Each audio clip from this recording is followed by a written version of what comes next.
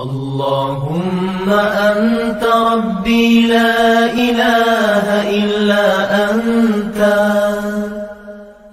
خلقتني وأنا عبدك وأنا على عهدك ووعدك ما استطعت أعوذ بك من شر ما صنعت أبوء لك بنعمتك علي وأبوء بذنبي فاغفر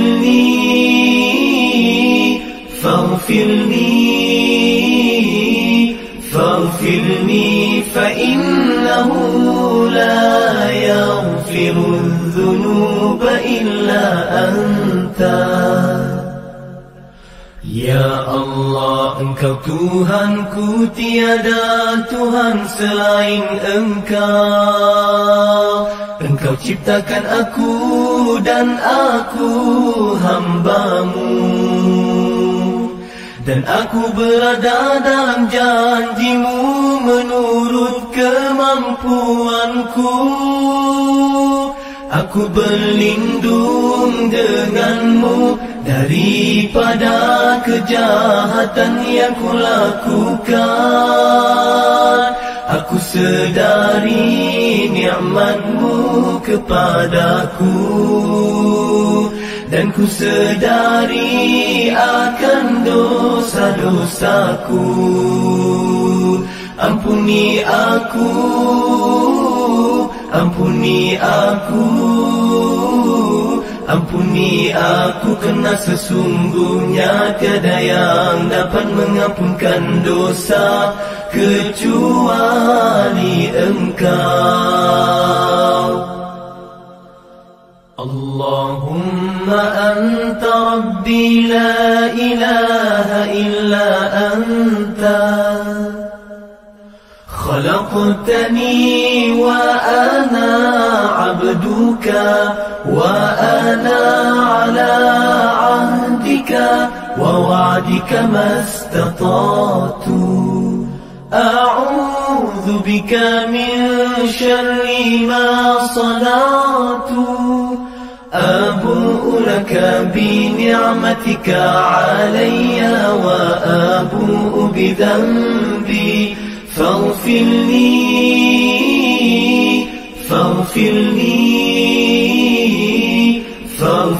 لي فإنه لا يغفر الذنوب إلا أنت. Ya Allah, Engkau Tuhanku, tiada Tuhan selain Engkau. Engkau ciptakan aku dan aku hamba-Mu, dan aku berada dalam janji-Mu menurut kemampuanku.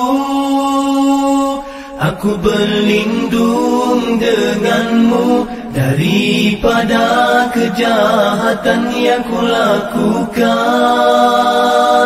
Aku sedari nikmat-Mu kepadaku, dan ku sedari akan dosa-dosaku. Ampuni aku.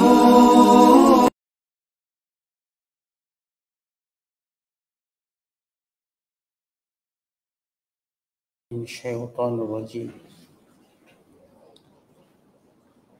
Muqaddimah Surah Hud. Surah ini diturunkan di Mekah, mengandungi 123 ayat. Dinamakan Surah Hud perihal Nabi Hud AS kerana peristiwa mengenainya ada disebutkan pada ayat-ayat 50 sehingga 60. Intisari kandungannya, Allah Ta'ala menerangkan dalam permulaan surah ini tentang kebenaran Al-Quran sebagaimana yang diwahyukan kepada Rasulullah Muhammad sallallahu alaihi wasallam. dan tentang kesempurnaannya sebagai sebuah kitab suci yang tersusun ayat-ayatnya dengan amat rapi dan jelas nyata huraiannya. Dalam ayat-ayat yang lain, Allah Ta'ala menggambarkan tabiat manusia yang apabila diberi kesenangan dan kemewahan hidup, kemudian kesenangan itu ditarik balik, maka ada yang segera berputus asa, tidak bersyukur serta tidak mengenang budi. Serta tidak mengenang budi sama sekali akan nikmat Allah yang dikurniakan kepadanya pada masa yang lalu. Dalam pada itu ada pula manusia yang bersikap baik dan terpuji, iaitu mereka yang sabar dalam masa ditimpa kesusahan dan taat mengerjakan perintah-perintah Allah dan menjauhi larangannya pada masa susah dan senang, serta bersyukur akan segala nikmat Allah yang dikurniakan kepadanya. Orang-orang yang demikian sifatnya akan diampunkan dosanya serta mendapat pahala yang besar. Kepada Nabi Muhammad SAW dan umatnya diperintahkan supaya sentiasa bersikap teguh di atas jalan yang betul dan janganlah mereka bersubahat ataupun menyetujui perbuatan orang-orang yang melakukan kezaliman dalam segala bentuknya. Lebih-lebih lagi orang-orang yang menjadi musuh Islam dan musuh umat Islam. Di samping itu, hendaklah mereka tetap mendirikan sembahyang yang 5 kerana amal-amal kebajikan, terutama sembahyang itu menghapuskan kejahatan. Dan hendaklah mereka bersabar dalam mengerjakan suruhan Allah, kerana sesungguhnya Allah tidak akan menghilangkan pahala orang-orang yang berbuat kebaikan. Bismillahirrahmanirrahim. Alif Lam Ra. Kitabun uhkimat ayatuhu thumma fussilat min ladun hakimin khabir. Alla ta'budu illa Allah. Innani lakum minhu nadhirun wa bashir. Wa anistaghfiru rabbakum thumma tubu ilaihi yumatti'kum mata'an hasanan ila ajal. يمتعكم متاعا حسنا إلى أجل مسمى ويؤتي كل ذي فضل فضله وإن تولوا فإني أخاف عليكم عذاب يوم كبير إلى الله مرجعكم وهو على كل شيء قدير ألا إنهم يثنون صدورهم ليستخفوا منه ألا حين يستغشون ثيابهم يعلم ما يسرون وما يعلنون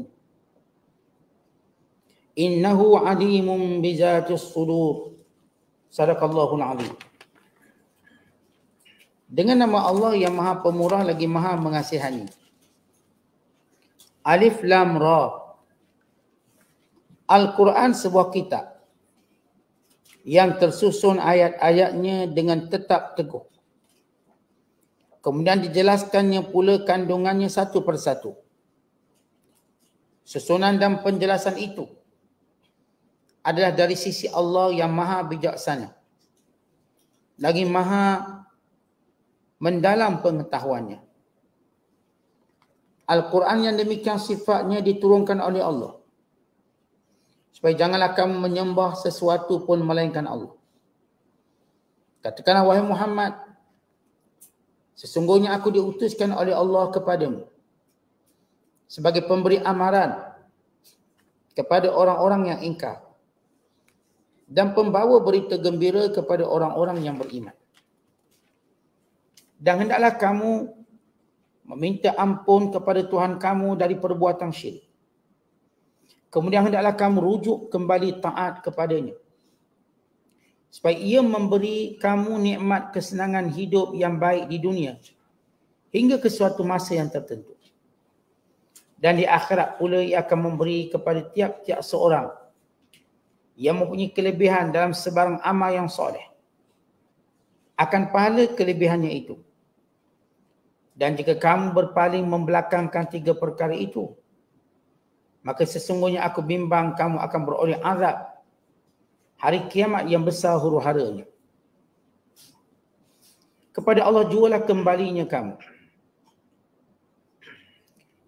Dan ia maha kuasa atas tiap-tiap sesuatu.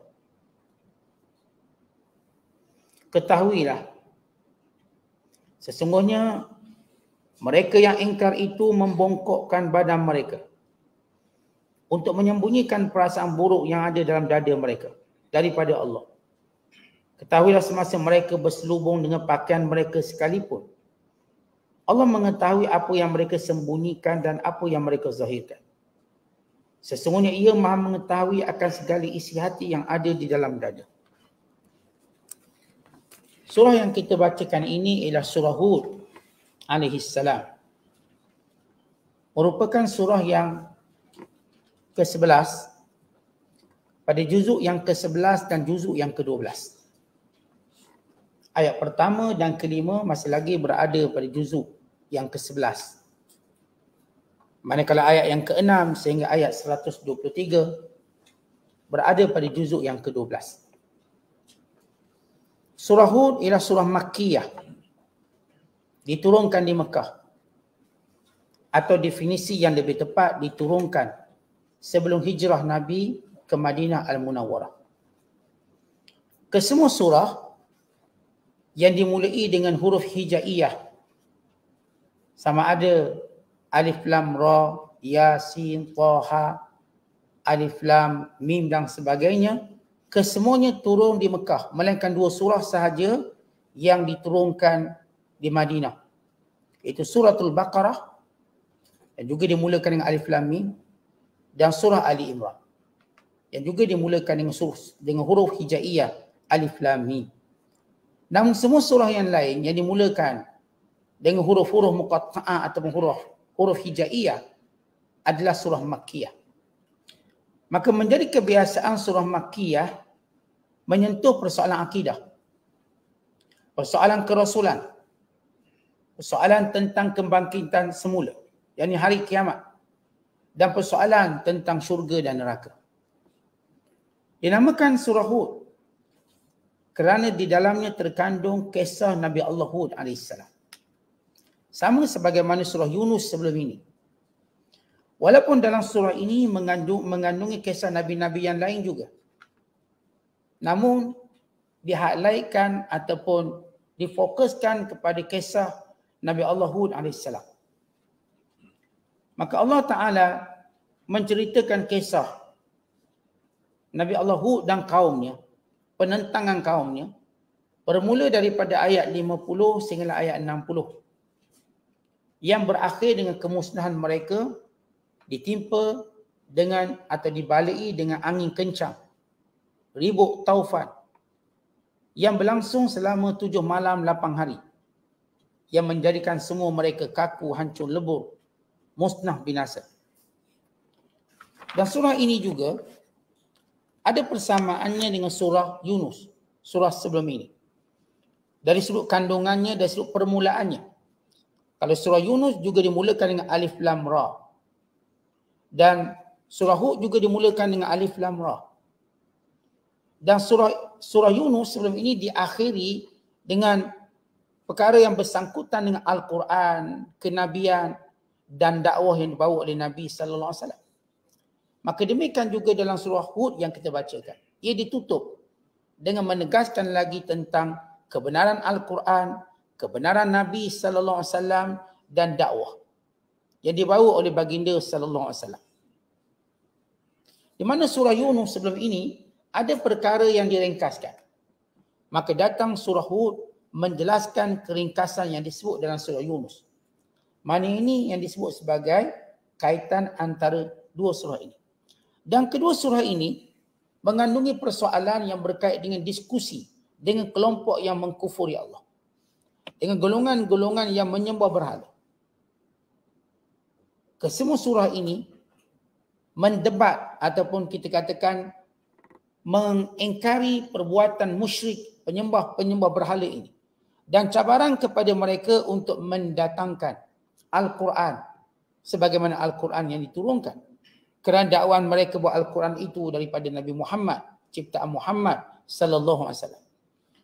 Dan sebagaimana dalam surah Yunus disebut sebahagian kisah Nabi. Nabi Nuh, Nabi Allah Musa dan juga Nabi Allah Yunus bin Matta alaihi wassalatu wassalam. Maka surah Hud juga diceritakan kisah-kisah Nabi. Termasuk kisah Nabi Nuh dengan lebih detail. Kisah Nabi Allah Ibrahim. Kisah Nabi Allah Hud. Kisah Nabi Allah Saleh. Kisah Nabi Allah Lut. Kisah Nabi Allah Shu'aib alaihi wassalatu wassalam. Artinya, kalau sekiranya dalam surah Yunus ada 3 kisah Nabi, dalam surah Hud yang kita akan baca dan tafsirkan ini ada 6 kisah Nabi. Artinya dipanjangkan lagi, didetailkan lagi. Dan surah ini termasuk dalam surah-surah yang menceritakan tentang betapa getirnya dakwah Nabi sallallahu alaihi wasallam. Dan getirnya dakwah yang dibawa oleh nabi-nabi yang sebelum ini. Namun kesemua mereka mempunyai sifat yang sama, istiqamah.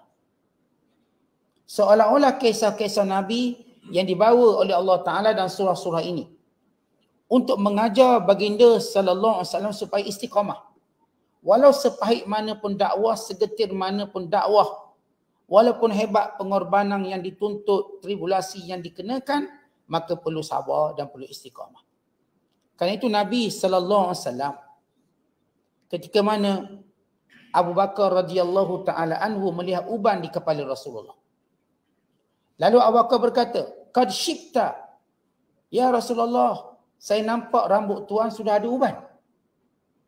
Di mana uban yang memenuhi kepala Rasulullah tidak melebihi 20 orang. Rasulullah sallallahu alaihi wasallam dia bukanlah kepala yang penuh dengan uban, tidak. Ada 20 orang saja. Tidak melebihi 20 orang. Namun uban Rasulullah ni cantik sehingga kelihatan. Nampak. Kita tuan-tuan kadang-kadang rambut bukan 20, 200 orang tapi tak nampak.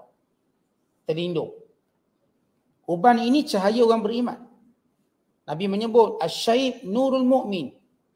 Uban ialah cahaya orang beriman. Kerana itu makruh kita mencabutnya. Allahumma illa melainkan sebab kita gunting rambut, kita cukur kepala, maka automatik uban tu pun cabut sama. Tapi kalau kita niatkan untuk uban tu sahaja, maka hukumnya adalah makruh. Kerana ia cahaya orang beriman. Baik lelaki maupun perempuan. Namun harus dihinakkan atau orang kita sebut diinaikan kepala. Diinaikan janggut. Wa imam lelaki ataupun perempuan. Dan khususnya dalam keadaan-keadaan yang perlu seperti peperangan. Lalu Abu Bakar kata, "Ya Rasulullah, qad syibta." Saya nampak kepala tuan ada uban. Lalu kata Nabi sallallahu alaihi wasallam, "Syayyabatni Hud wal waqi'ah wal mursalat wa amma yatasaalun wa idza asy-syamsu kuwirat." Rambut aku menjadi uban disebabkan surah Hud. Disebabkan surah Waqi'ah. Disebabkan surah Al-Mursalat. Disebabkan surah An-Naba. Disebabkan surah At-Takwir. Atau disebut idza asy-syamsu kuwirat. Kenapa tentang surah-surah ini? Kesemuanya cerita tentang kiamat. Dan Rasulullah SAW bila membaca kisah ini, Nabi rasa gerung dan gentar. Dan itu punca Rasulullah beruban kepalanya. Dan surah Hud pula bila ditanya oleh Rasulullah, ditanya kepada Rasulullah, kenapa atau ayat yang mana yang menjadikan tuan berambut ataupun sehingga jadi uban? Lalu kata Nabi SAW, ayat yang berbunyi, "Fastaqim kama umir." Maka hendaklah kamu beristiqamah sebagaimana yang diperintahkan. Setengah ulama menyebut kelebihan surah ini. Sebagaimana diriwayatkan, "Iqra'u surah Hud yaumal Jum'ah." Bacalah surah Hud pada hari Jumaat. Dan hadis yang diriwayatkan, "Man qara'a surah Hud u'tiya minal ajri asyaru hasanat." Siapa yang membaca surah Hud, dia mendapat 10 kali ganda. Pahalanya digandakan sehingga 10 kali ganda. Di mana surah ini sebagaimana surah Yunus mengandungi persoalan tauhid, yakni keesaan Allah. Risalah, yakni kerasulan Nabi Muhammad sallallahu alaihi wasallam. Al-ba'tsu, kebangkitan, hari kiamat, wal jaza, dan juga pembalasan, syurga ataupun neraka. Ini kebiasaan mana-mana surah Makkiyah.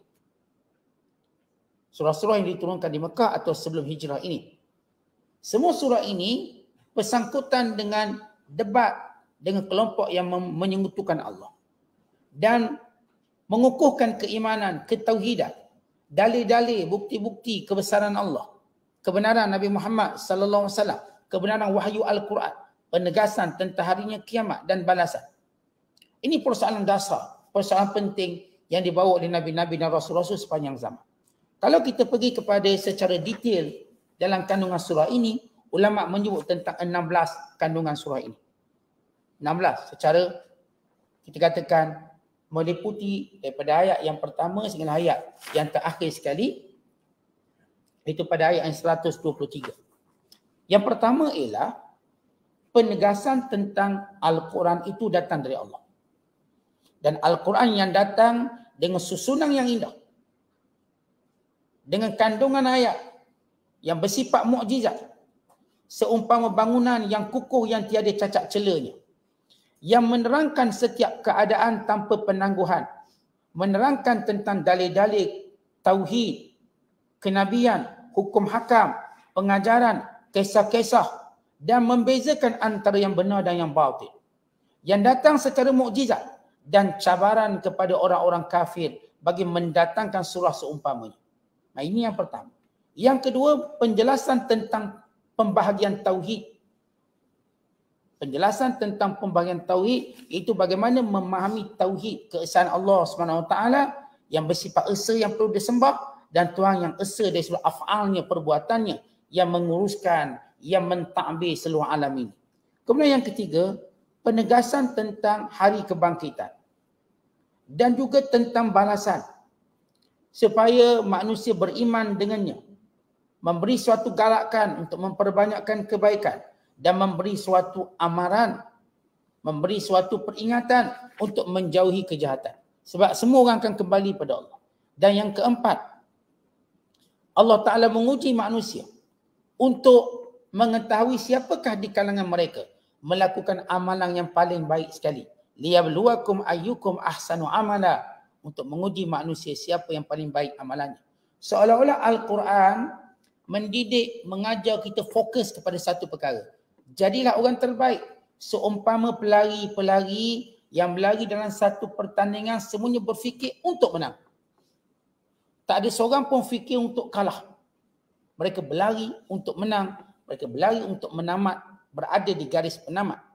Sama dalam kehidupan ini, kita bukan nak fikir fulan bin fulan. Kita nak fikir nak jadi orang terbaik.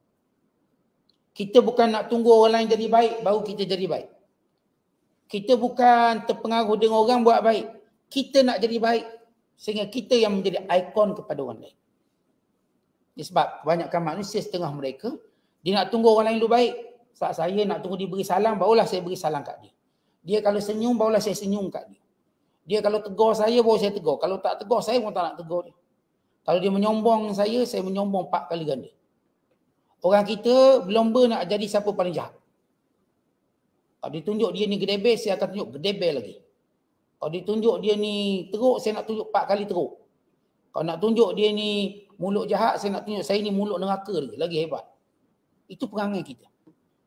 Allah ajar kita bukan, kita kat dunia bukan nak tunjuk siapa jahat, siapa paling baik.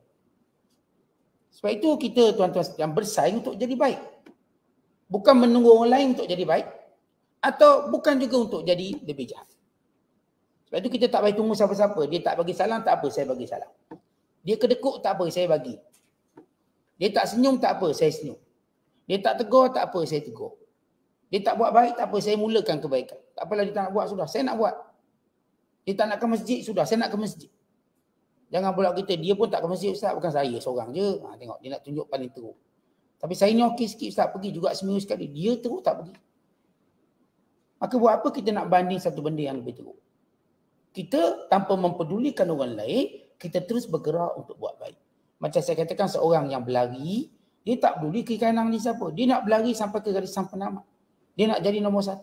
Maka surah ini menceritakan supaya manusia berlomba-lomba untuk jadi baik. Yang kelima, iaitu suatu perbezaan antara sifat orang beriman dan orang kafir ketika mana susah dan ketika mana senang. Orang beriman mereka sabar ketika susah dan bersyukur ketika senang. Manakala orang kafir bangga dan sombong ketika senang, berputus asa ketika ditimpa musibah. Surah ini menceritakan perbezaan orang beriman dengan orang kafir waktu senang dan susah. Yang keenam, surah ini menceritakan watak manusia gopoh gapang untuk mendapat kebaikan. Gopoh gapang untuk mendapat manfaat. Sebagaimana juga mereka gopoh gapang supaya diturunkan azab kepada mereka. Suka cabar. Berani pukul aku, dia suka mencabar. Mereka kata pada Nabi dan Rasul, kalau benar tu orang azab. Kalau benar turunkan neraka. Bawa neraka sekarang. Kenapa tunggu kiamat? Itu perangai manusia. Mereka gopoh gapah dan dalam perkara kebaikan. Dan mereka juga gopoh gapah supaya diri mereka ditimpa azab. Sebab ego tu ada. Mereka suka mencabar. Yang ketujuh, menceritakan bahawa tabiat manusia berbeza-beza dalam menerima agama. Ada yang senang dapat hidayah. Mudah. Cakap sikit, dakwah sikit, faham masuk Islam. Ada yang susah, suka. Umpama tanah. Ada yang bila diturun hujan terus subur. Ada yang bila diturun hujan masih terus kontang. Tidak mendapat manfaat daripada air yang turun dari langit. Begitu tabiat atau tabiat manusia. Dan yang ke-8, menceritakan kisah-kisah Nabi secara tafsir. Secara tafsir maksudnya secara detail. Untuk mengembirakan Rasulullah sallallahu alaihi wasallam dengan apa yang menimpa Rasulullah. Pada dalam peringkat ini Rasulullah berada pada ujian-ujian yang dahsyat daripada kaum. Pemulauan ekonomi dan juga perbuatan mereka menghukum, menangkap orang-orang Islam bukan sampai peringkat membunuhnya. Maka ayat-ayat ini menceritakan tentang kisah Nabi-Nabi. Kerana setiap kisah yang dibawa didatangkan pengajaran. Didatangkan iktibar. Maka Allah Ta'ala menyebut setiap kisah Nabi-Nabi dengan perangai kaum masing-masing dan bagaimana kesabaran setiap Nabi dan menghadapi kaum masing-masing. Maka ini hiburan kepada Nabi sallallahu alaihi wasallam. Kemudian yang ke-9, setiap kisah itu langsung diceritakan pengajaran tanpa menunggu tempoh yang panjang. Bawa satu kisah, pengajaran dia. Iktibarnya. Dan menceritakan bagaimana siapa je zalim, binasa. Supaya Rasulullah mengetahui orang-orang yang menentang Rasulullah tidak akan menang. Bahkan mereka sebaliknya akan binasa. Yang ke-10 ialah perintah supaya istiqamah dalam agama. Sebagaimana tercatat pada ayat 112 tentang perintah yang paling berat yang menyebabkan Rasulullah berubah kepala. Sebab sebagaimana kita sebut, tuan-tuan buat baik ini taklah berat sangat. Yang paling berat istiqamah. Orang yang dari muda sampai ketua istiqamah datang ke masjid, belajar. Inilah dia karamah. Ramai orang mencari karamah yang dipuji, yang dianggap pelik, yang dianggap aneh. Walau pelik yang aneh tadi barangkali dapat ditandingi dengan peralatan yang lain. Yang rasa pelik dia boleh berjalan atas air. Walau motobok boleh lawan. Motobok lagi laju daripada dia berjalan. Yang rasa pelik dan aneh hujan tak basah. Walau baju hutang dia lagi canggih. Bawa 100 km pun tak basah. Naik motor. Yang rasa misal kata tepuk meja keluar yang panggang.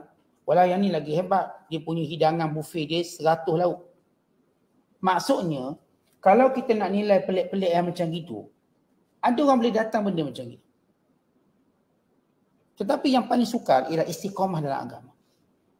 Orang yang dari muda, dari keadaan senang, susah, senang, sibuk, lapang, sibuk, sama dalam beragama.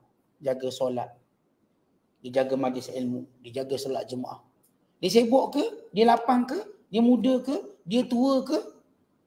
Dia sakit ke? Dia sihat ke? Sama orang ni. Inilah dia karamah umat Islam. Inilah karamah yang diburu dan karamah yang diperintahkan. Apa dia? Istiqamah. Baca Quran. Setiap hari baca Quran. Ini istiqamah. Ini yang kita nak. Kita bukan memburu karamah-karamah yang kononnya kita nak dipuji oleh manusia. Dia ada karamah naik bas tak payah bayar. Sebab apa? Konduktor pun tak nampak dia. Baik.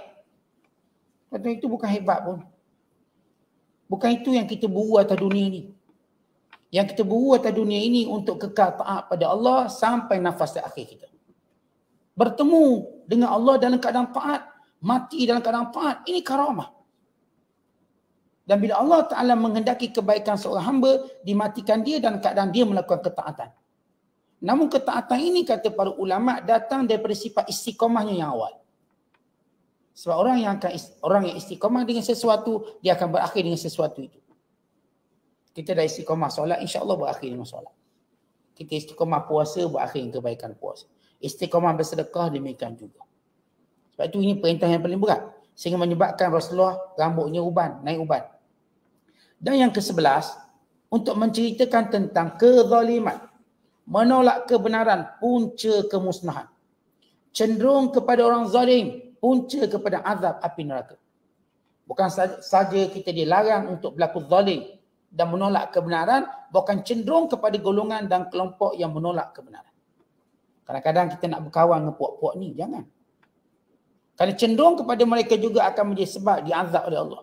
Umpama kalau kita sebut kes jenayah, siapa yang close contact dengan penjenayah, dia pun polis tangkap. Umpamanya kalau kita sebut hari ni COVID, siapa yang close contact dengan pesakit COVID dengan dia kena quarantine. Tetap dia kena hukum. Maka ini demikian dalam kehidupan beragama, jangan cenderung pada orang zalim. Jangan membantu orang zalim dengan apa cara sekalipun. Yang ke-12, tentang perintah mendirikan solat pada waktunya siang ataupun malam. Kerana solat ini akan menghalang, akan menghapuskan kejahatan-kejahatan, dosa-dosa yang kita lakukan. Yang ke-13, iaitu memerangi kerosakan atas muka bumi ini. Allah perintah kepada umat Islam, kepada manusia untuk memerangi setiap perkara yang merosakkan atas muka bumi ini. Bagi memelihara umat ini, bagi memelihara individu, bagi memelihara dunia ini daripada segala kerosakan-kerosakan yang dimurkai oleh Allah Ta'ala. Yang ke-14, tidak ada kemusnahan, tidak ada kebinasaan kepada umat yang sentiasa memperbaiki diri. Orang-orang yang bertaubat, orang-orang yang kembali kepada Allah, maka Allah menjamin mereka tidak akan dibinasakan. Bahkan mereka dirahmati. Yang ke-15, amaran kepada setiap yang berpaling daripada dakwah kebenaran dengan azab yang pedih. Dan juga menceritakan kesudahan dunia ini dikuasai, dimiliki oleh orang-orang yang bertakwa. Dan yang ke-16, surah ini ditutup sebagaimana ia dimulakan. Dia ditutup macam dimulakan, iaitu perintah supaya beribadat kepada Allah yang Esa dan bertawakal kepadanya dan memberi peringatan akan azabnya. Untuk menunjukkan bagaimana surah ini bermula, dia berakhir sama bagaimana dimula. Itu perintah mentauhidkan Allah, beribadat kepadanya dan tidak menyalahi perintahnya supaya tidak dikenakan azab disebabkan perbuatannya. Baik, ini 16 kandungan umum kepada surah Hud. Maka kita mulakan dengan firman Allah Ta'ala, Alif Lam Ra. Alif Lam Ra dibaca sebagaimana hurufnya. Alif, Lam dan Ra. Diturunkan ayat seumpama ini bagi mencabar orang Arab yang fasih berbicara, yang fasih berkata-kata untuk mendatangi seperti ini. Kan dalam bahasa mereka belum pernah buat macam ni. Dan yang kedua kata ulama, bahawa huruf ini sebagai satu tambih, sebagai induksi. Induksi maksudnya menarik perhatian mereka tentang isi kandungan yang ada selepas itu. Menarik kandungan sebagai induksi, sebagai suatu kita katakan menarik perhatian apa yang kami nak beritahu nanti. Apa yang nak diceritakan oleh Allah dalam Al-Quran. Maka Allah Ta'ala menyebut kitabun, yakni Al-Quran. Uhkimat ayatuhu, yang disusun susunan ayatnya tanpa sebarang kecacatan, tanpa sebarang kekurangan dari sudut lafaz dan makna. Sebab mereka orang Arab, mereka tahu susunan ayat tu betul ke salah, tinggi ke rendah, indah atau tidak. Maka lihatlah Al-Quran kata Allah, uhkimat ayatuhu, begitu tersusun rapi ayatnya, lafaz dan makna, susunannya, mulanya, akhirnya. Ia satu mukjizat yang tidak boleh dicabar. Summa fussilat min ladun hakimin khabir. Kemudian ayat yang indah susunan ini, lafaz dan maknanya, ia bukan sekadar halwa di telinga. Ia di dalamnya ada penjelasan, ada penerangan, hukum hakamnya, kisah-kisahnya, pengajarannya diterangkan secara tersusun, diterangkan secara detail untuk menunjukkan Al-Quran itu sempurna pada lafaz, pada maknanya dan pada gambarannya. Semuanya sempurna. Tiada orang contoh, kalau disusun ayat nampak lawa tapi makna kosong. Mungkin lafaz indah bahasa Arab tadi dan maknanya mungkin nampak okey tapi tidak seindah sebagaimana Al-Quran. Ia bukan sekadar susunan, lafaznya, maknanya, bukan kandungan di dalamnya itu. Penuh erti dan bermakna. Mesej yang jelas tentang ketauhidan Allah, kerasulan Nabi Muhammad sallallahu alaihi wasallam, kebatilan sembahan selain daripada Allah, tentang penegasan hari kiamat. Semuanya datang dengan ayat yang tersusun. Bukan dengan keadaan sekejap ke hulu, sekejap ke hilir, tidak, tersusun. Ini yang disebut oleh Allah, uhkimat ayatuh. Sebab itu, orang musyrikin Mekah yang merupakan bulagha'u wa fusaha'u, orang-orang yang pakar, bijak dalam bidang bahasa Arab, mereka tak mampu kritik dari sudut susunan Al-Quran. Tak pernah pun mereka kata, tak lawa lah ayat ni, patutnya ayat ni bunyi macam ni. Kenapa bunyi macam ni? Tidak pernah. Yang mereka kritikkan ialah mereka tak boleh terima Nabi Muhammad tu Nabi. Mereka tak kritik susunan ayat. Bahkan mereka tahu keindahan yang tidak boleh dicabar. Bahkan Allah mencabarnya dalam banyak tempat supaya mendatangi ayat seumpamanya ini. Bawa 10 ayat atau 3 ayat. Seumpama Al-Quran, mereka gagal. Selamanya mereka gagal sehingga hari kiamat. Sebab itu Allah menyebut keindahan Al-Quran bukan sekadar pada susunannya, lafaz dan maknanya, tetapi di dalam kandungannya. Detail tentang hukum hakam, detail tentang kisah-kisah, tentang pengajaran-pengajaran yang menjadi panduan, yang menjadi petunjuk kepada manusia sejagat. Pada zaman Nabi Muhammad sallallahu alaihi wasallam sehingga zaman kita. Dia terus kekal bersifat petunjuk dan hidayah. Sebagaimana Allah sebut dalam permulaan surah Al-Baqarah, hudan lil muttaqin, petunjuk kepada orang yang bertakwa. Min ladun hakimin khabir. Dan Quran ini bukan datang dari Muhammad, datang dari Tuhan yang hakim, bijaksana. Khabir, yang maha mengetahui segala-galanya. Bijaksana Allah Ta'ala dalam menurunkan hukum hakamnya. Maha mengetahui Allah akan segala perangai dan perbuatan manusia. Bahkan akan segala perkara yang patut mereka ketahui. Akan segala perkara yang patut mereka ikuti. Ini hakimun khabir. Tuhan yang maha bijaksana. Tuhan yang maha mengetahui akan segala-galanya. Maka ini menunjukkan bahawa Al-Quran bukan datang daripada Muhammad sallallahu alaihi wasallam. Dia datang daripada Allah yang hakim, yang bijaksana dan segala penciptaannya. Sama ada perkataannya, perbuatannya, hukum hakamnya. Yang mengetahui Al-Alim dengan segala keadaan manusia. Yang terima, yang tolak. Yang mungkin menerima zahir tapi batin menolak. Atau mungkin zahir menolak, batin menerima. Atau seumpamanya. Semuanya Allah Ta'ala mengetahui. Dan Allah Ta'ala mengetahui akibat setiap perkataan. Setiap perbuatan. Setiap tindakan mereka. Allah ta'budu illallah. Baik, selepas dijelaskan Al-Quran yang indah. Dan datang dari Allah. Dan Allah itu hakim. Dan Allah itu khabir. Bijaksana dan maha mengetahui. Maka pertama, Allah yang maha bijaksana ini perintah manusia. Apa dia? Allah ta'budu illallah. Jangan kamu sembah melainkan Allah. Tindakan cerdik yang pertama dilakukan oleh hamba Allah ialah menyembah Allah dan tidak menyekutukannya. Kalau tindakan ini tidak dilakukan, maka segala kebodohan akan mengikutinya. Pertama-tama yang perlu dilakukan oleh orang yang nak bijaksana, oleh orang yang nak jadi hebat ialah cuma menyembah Allah. Sebab itu tuan-tuan, bila orang menyembah Allah, Allah beri dia kecerdikan, kebijaksanaan, kekuatan, kebahagiaan, segala-gala yang dia nak untuk hidup atas dunia. Tetapi bila dia menyembah selain daripada Allah, Allah beri dia segala kelemahan yang dia menghindarinya, yang dia cuba hindarinya, tapi melekat pada dirinya kerana menyekutukan Allah. Akhirnya dia perhambakan dengan hawa nafsu. Dia perhambakan oleh dunia. Dia perhambakan oleh syaitan. Dia perhambakan oleh manusia. Sebab dia tidak mau menyembah Allah dan memperhambakan diri pada Allah. Maka dia berada dalam kehinaan yang sepatutnya berada dalam kemuliaan. Innani lakum, dan aku, kata Rasulullah. Wahai Muhammad, beritahu kepada mereka.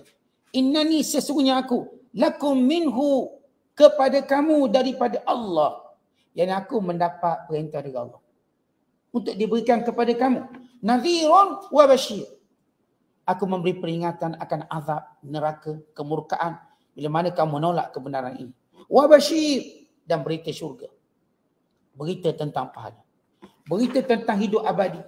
Bukan kesenangan di dunia yang kamu dambakan kalau benar-benar kamu beriman kepada Allah Ta'ala.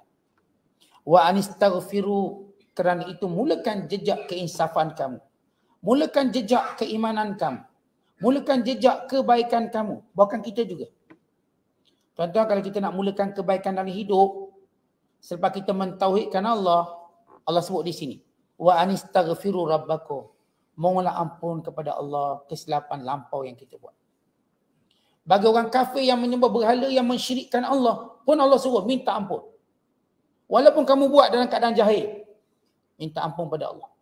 Kerana apakah makna istighfar pada ayat ini? Sebab bila Allah sebut wa anistaghfiru rabbakum thumma tubu ilaih, mintalah ampun pada Allah kemudian bertaubat kepadanya. Bukankah taubat minta ampun itu benda yang sama? Taubat minta ampun itu kan perkara yang sama. Jawapannya tak sama.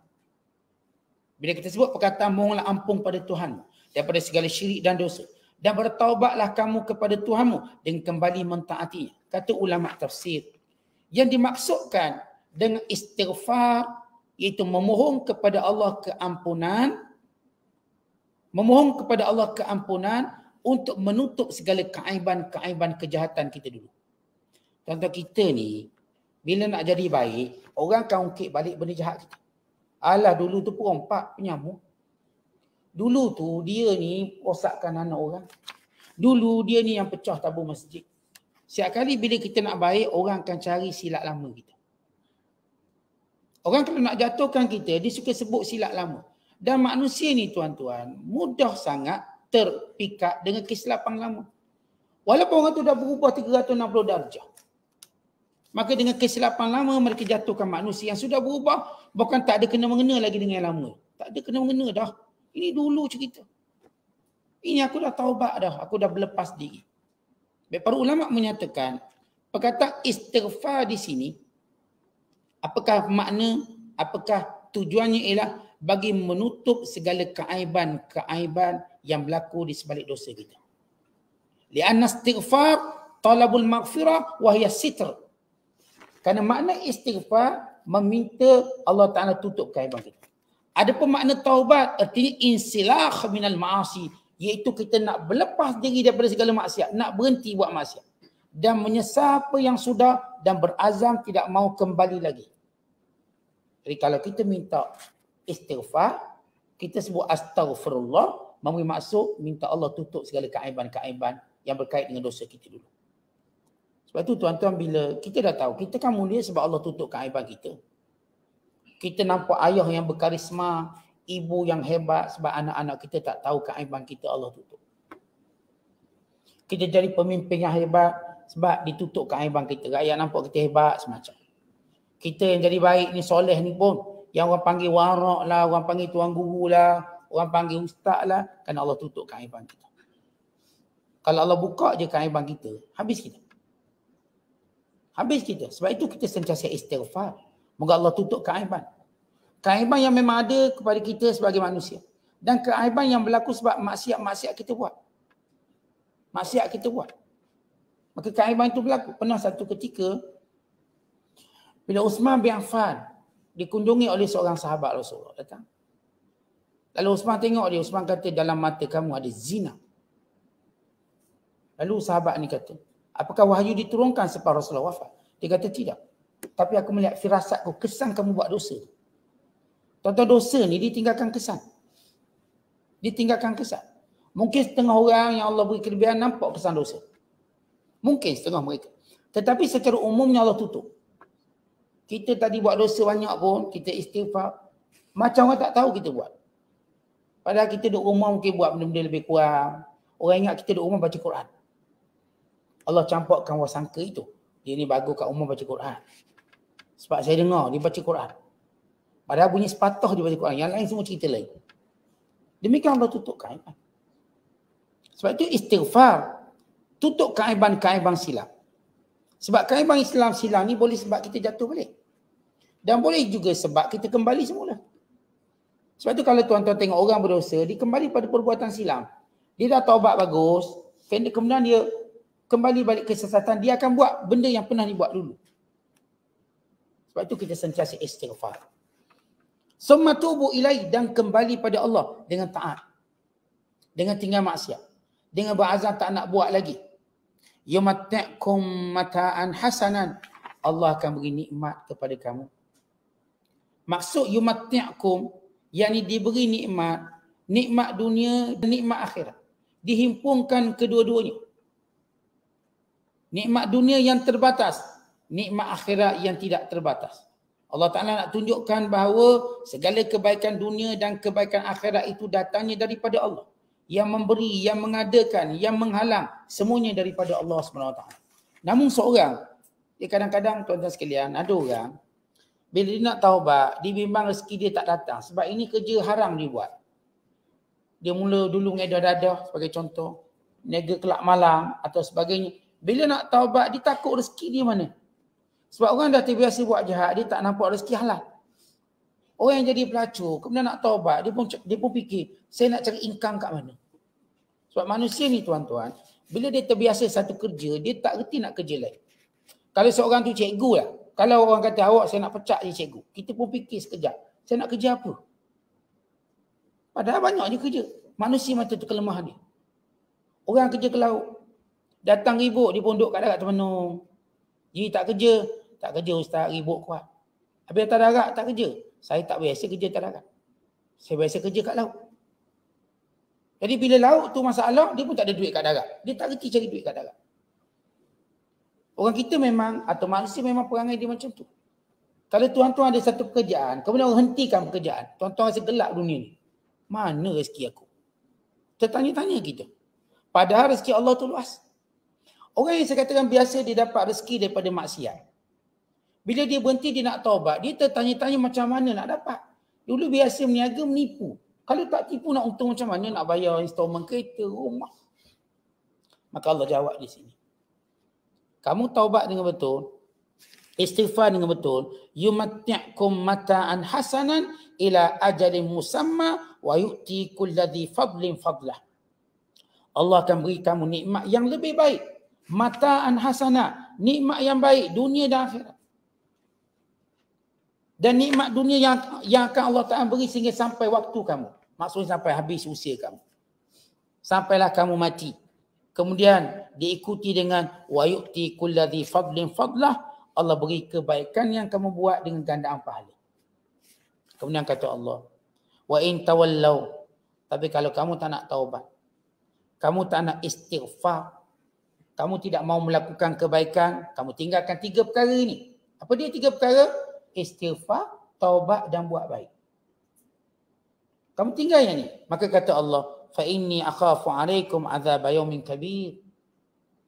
Melalui lidah Rasulullah, Allah suruh Nabi beritahu perintah ini kepada orang beriman. Istighfar, taubat dan buat baik. Kalau kamu berpaling, katakan kepada mereka, wahai Muhammad, aku bimbang kamu akan terkena azab yang dahsyat pada hari yang penuh kedahsyatan. Yakni pada hari kiamat. Ilallahi marji'ukum, kerana kepada Allah kamu semua kembali. Wa huwa ala kulli syai'in qadir, itu Tuhan yang berkuasa pada tiap sesuatu. Baik, kembali pada Allah menggerungkan. Allah ni siapa? Yang berkuasa atas tiap sesuatu. Yang ni berkuasa menghukum segala kejahatan kamu. Dan berpaling kamu daripada kebenaran. Berpaling kamu daripada kebaikan. Maka ini amaran-amaran Allah Ta'ala. Kalau seorang bertaubat, istighfar, Allah janji rezeki yang banyak. Dan nikmat yang abadi. Dan Allah suruh kita buktikan istighfar kita, taubat kita sebenar dengan memperbanyakkan buat baik. Tapi kalau 3-3 ni manusia tolak. Istighfar tak nak. Taubat tak nak. Buat baik pun tak nak. Maka tunggulah azab Allah pada hari huru-hara yang dahsyat. Kerana kamu semua lambat launnya akan kembali pada Allah. Dan Allah di mana kamu akan kembali itu akan menghukum kamu. Kerana Allah itu berkuasa atas tiap sesuatu. Berkuasa mendatangkan pahala, berkuasa mendatangkan azab. Berkuasa memberikan kamu syurga dan berkuasa mencampakkan kamu dalam neraka. Kemudian Allah Ta'ala menyebut, orang-orang kafir yang menolak kebenaran, mereka cuba lari dari Tuhan dengan firman-Nya, ala innahum Yafnuna sudurahum liyastaghfu min. Ketahuilah mereka cuba untuk menutup dada-dada mereka bagi menyembunyikan apa yang ada di dalamnya. Orang kafir ni tuan-tuan, mereka campur perli, campur bodoh. Bila Allah Ta'ala kata Allah tahu setiap perkara, lalu mereka duk faham kalau tahu ni kita boleh sembunyi. Lalu mereka, bila Allah menyebut Allah mengetahui apa ada dalam dada, mereka pun tutup. Allah tak tahu sebab dah tutup. Pemikiran mereka, kebodohan mereka. Maka Allah Ta'ala jawab, ala innahum, ketahuilah mereka itu yafnuna sudurahum, cuba membongkokkan diri mereka, tutup dada mereka, liyastaghfu min, untuk menyembunyikan apa yang ada dalam dada mereka daripada Allah. Ala, ketahuilah, hina yastaghshuna thiyabahum, bahkan kalau kamu tutup muka kamu, badan kamu dengan selimut, dengan pakaian-pakaian tebal, ya'lamu ma yusirruna wa ma yu'linun, Allah mengetahui apa yang kamu sembunyikan dan apa yang kamu tunjukkan. Innahu alimun bizatis sudur, Allah mengetahui apa yang ada dan isi kandungan dadamu. Tahu orang kafir bila cakap, bila nak kutuk Rasulullah, nak kutuk Islam, mereka bisik-bisik. Kenapa bisik? Supaya Tuhan tak dengar. Mereka duk ingat bandingkan Allah dengar macam mereka dengar. Dan sebagainya mereka tutup muka. Kalau bercakap, mereka tutup mulut. Biar tak dapat baca gerak bibir. Jadi Tuhan tak tahu kita cakap apa.